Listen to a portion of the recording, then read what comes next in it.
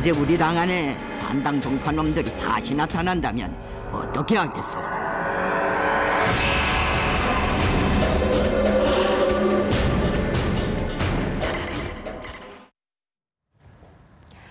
북한의 동향이 심상치 않습니다. 국정원의 현영철 처형 발표 이후 노동당 간부들이 24시간 감시를 당하고 있다는 소식이 들려오는가 하면 조선중앙TV를 통해서는 반당 종파 분자는 가차없이 숙청하겠다는 서사시를 내보내면서 각 가정에까지 공포 정치를 전파하고 있는 건데요.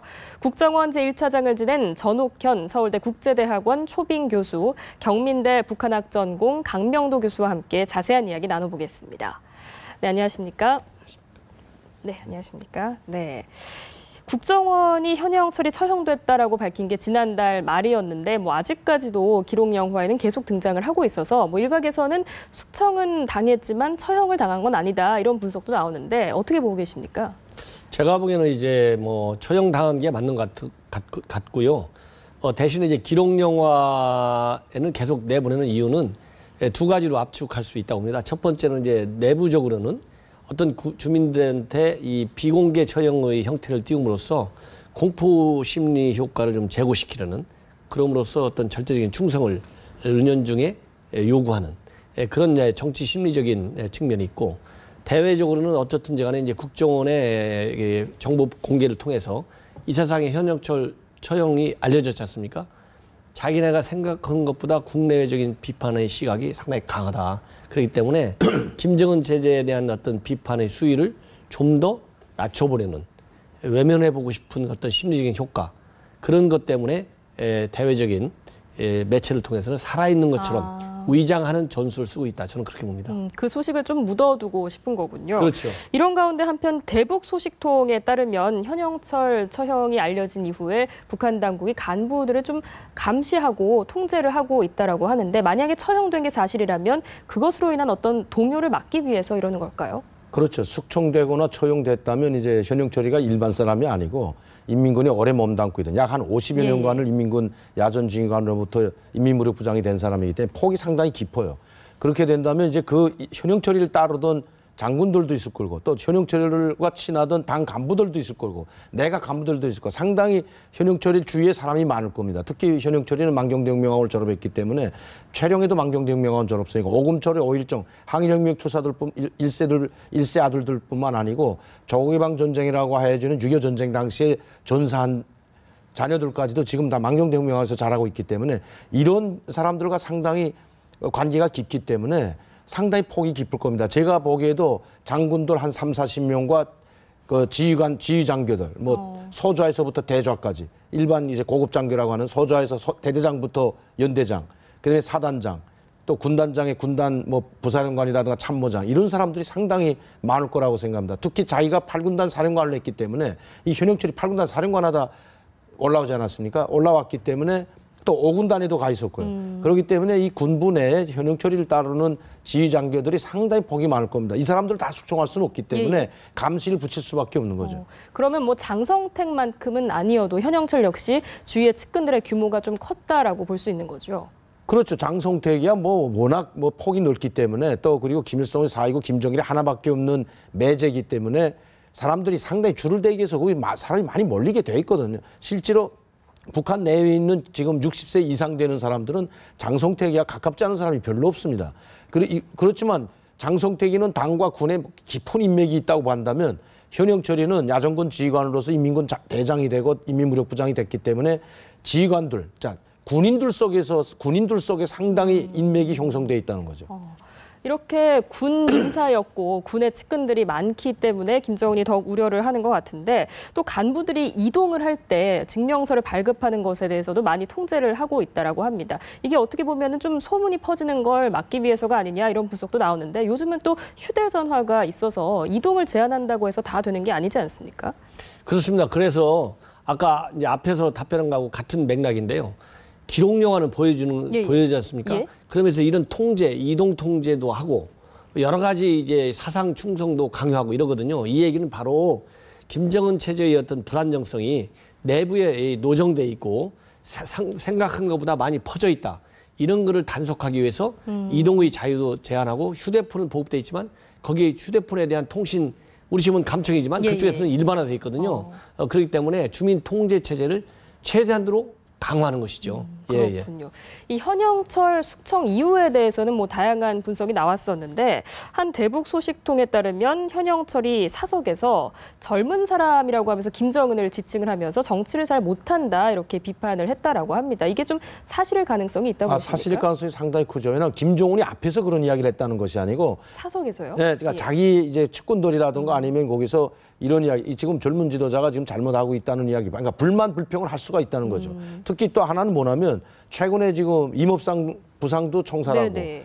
또 과학기술의 전당을 잘 짓지라는데 짓지 못해가지고 거기에 대해서 대꾸를 했다고 해가지고 국가기획원회 부위원장을 청산하지 않았습니까?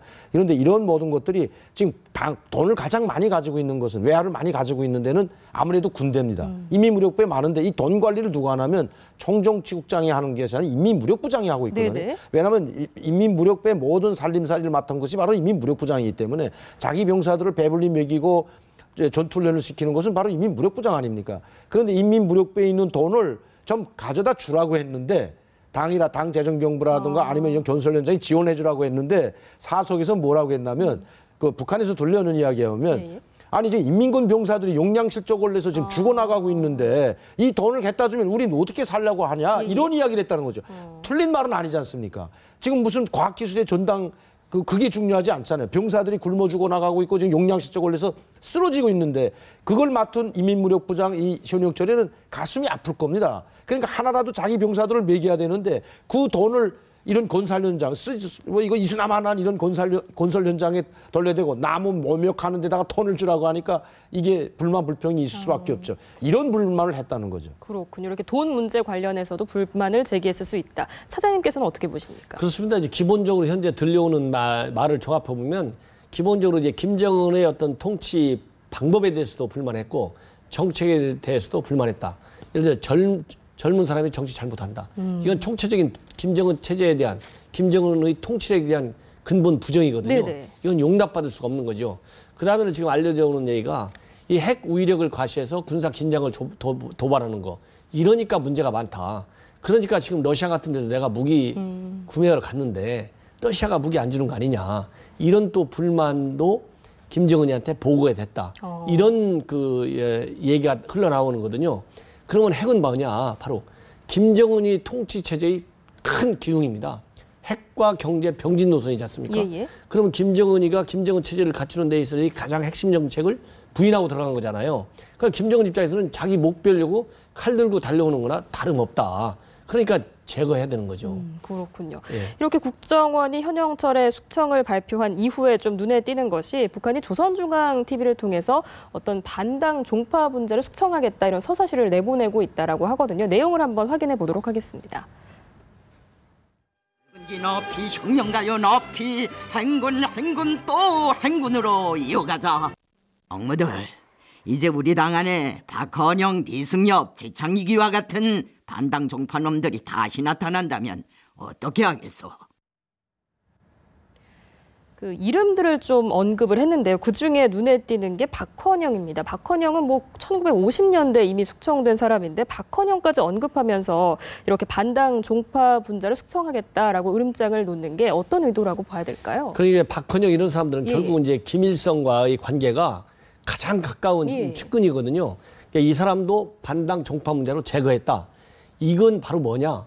한순간에 나한테 측근이라고 그래서 충성이라고 그래서 이 충성의 변절 조짐이 보이면 언제라도 제거할 수 있다. 이런 거를 이제 분명하게 주민들한테 또 측근들한테 보여줌으로써 절대적인 맹종만이 살 길이다. 이런 걸 제기해 주는 것이고 저렇게 반당 종파성을 강조하는 것은 이 시점에서 바로 현영철이가 처형이 된 근본 원인이 바로 반당 종파성, 반혁명, 반역죄 저질렀다는 것을 은연중에 암시하는 것이다. 저는 그렇게 봅니다. 그렇기 때문에 언제라도 김정은 체제에 도전하면 김정은의 신격화에 도전한 것으로 보이기 때문에 절대 용서받을 수 없다. 이런 것을 내세우는 것이고 앞으로도 이러한 성격의 처형 또는 숙정이 언제든지 있을 수 있다는 공포 심리를 조장해 주는 것이죠. 그렇기 때문에 저는 서사시를 통해서 김정은식 공포 정치의 본질을 정말 알려준 겁니다. 그러면 김정은은 자신의 주위에 어떤 잠재적인 반역 세력이 있다라고 생각을 하고 있는 걸까요? 제가 보기에는 그런 위협 심리를 예. 김정은이가 느끼고 있고 그런 위협 심리를 느끼는 것은 바로 주변에서 날조를 해서 보고를 하든 아니면 사실 있어서 보고를 하든 김정은이가 항상 인식을 하고 있다. 자나깨나 그런 불안 심리 때문에 일종의 충동 정치일 수도 있겠지만은 항상 심리적인 위협심을 느끼니까 저렇게 인민무력부장에 발탁한 지 1년도 안 돼가지고 바로 극단적인 처형을 처하는 인정사정 없는 정치의 한 단면을 보여주는 것이다. 저는 그렇게 봅니다.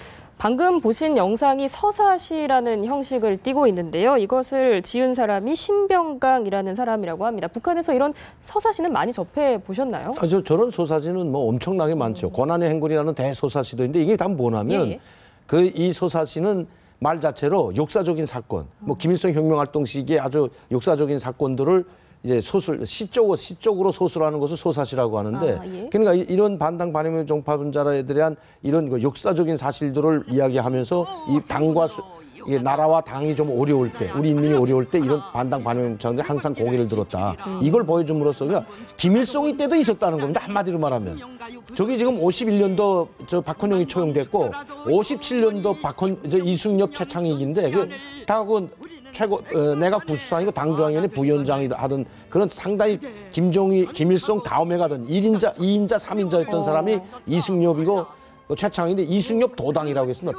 도당이라는 건 무리를 지었다는 거 아니에요. 그 무리의 우두머리를 도당이라고 하는데 그런 걸 김일성 지금 김정은이를 공포 정치로 몰아가는 독재자로 아주 무서운 아주 뭐 기관총으로 쏘고 죽이는 이런 사람을 몰아가니까 지금 할아버지 김일성이 때도 이런 종파분자들은 있었다.